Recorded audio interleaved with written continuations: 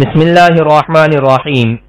صرف 5 منٹ کا مدرسہ قرآن و حدیث کی روشنی میں 148واں دن 28 جمادی الاولیٰ۔ نمبر 1، اسلامی تاریخ۔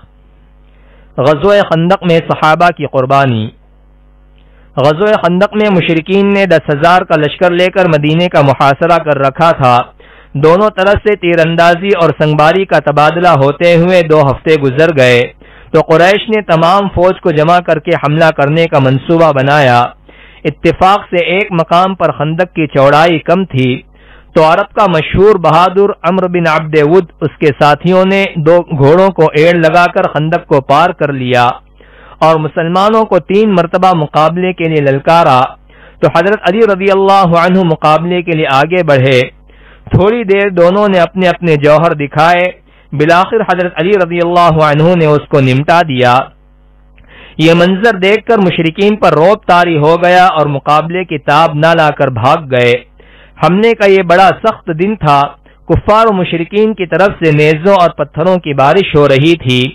چنانچہ 1 ماہ کے طویل محاصرے کے بعد اللہ تعالی کی غیبی مدد آئی اور ایسی ٹھنڈی و تیز ہوا چلی کہ ان کے خیمے اکھڑ گئے۔ لشکروں میں افراتفری مچ گئی۔ موسم کی سختی، کھانے پینے کی قلت کی وجہ سے وہ مجبور ہو کر بھاگ گئے۔ نمبر 2، حضور صلی اللہ علیہ وسلم کا معجزہ۔ دانتوں کے درمیان سے نور نکلنا۔ رسول اللہ صلی اللہ علیہ وسلم کے سامنے کے دونوں دانت کشادہ تھے۔ بات کرتے ہوئے ان کے درمیان سے نور نکلتا ہوا محسوس ہوتا تھا۔ خلاصہ یہ بھی رسول اللہ صلی اللہ علیہ وسلم کا معجزہ ہے کہ آپ بات کرتے تو آپ کے منہ مبارک سے نور نکلتا۔ نمبر 3، ایک فرض کے بارے میں۔ شوہر کی وراثت میں بیوی کا حصہ۔ قرآن میں اللہ تعالی فرماتا ہے، ان عورتوں کے لیے تمہارے چھوڑے ہوئے مال میں 1/4 حصہ ہے جبکہ تمہاری کوئی اولاد نہ ہو، اور اگر تمہاری اولاد ہو تو ان کے لیے تمہارے چھوڑے ہوئے مال میں 8واں حصہ ہے۔ ان کو یہ حصہ تمہاری وصیت اور قرض کو ادا کرنے کے بعد ملے گا۔ فائدہ: شوہر کے انتقال کے بعد اگر اس کی کوئی اولاد نہ ہو تو بیوی کو شوہر کے مال کا 1/4 حصہ دینا، اور اگر کوئی اولاد ہو تو 8واں حصہ دینا ضروری ہے۔ نمبر 4، ایک سنت کے بارے میں۔ غم کے وقت یہ دعا پڑھے۔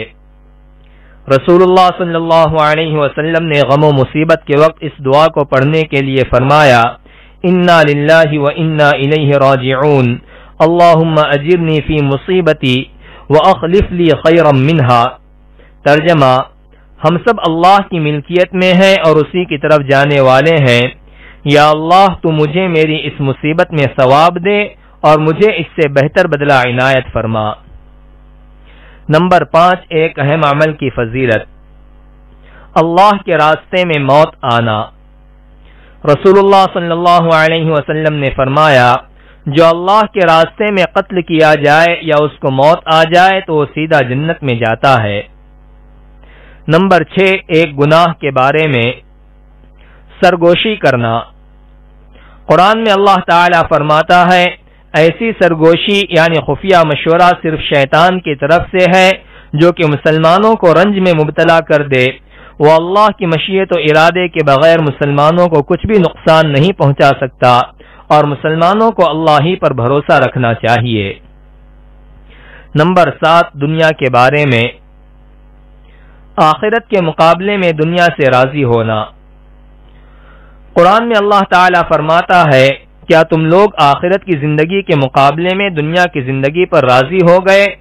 دنیا کا مال و متاع تو آخرت کے مقابلے میں کچھ بھی نہیں، یعنی مسلمان کے لیے مناسب نہیں ہے کہ وہ دنیا کی ہی زندگی پر راضی ہو جائے یا دنیا کے تھوڑے سے ساز و سامان کی خاطر اپنی آخرت کو برباد کر دے۔ نمبر 8، آخرت کے بارے میں۔ جنت الفردوس کا درجہ۔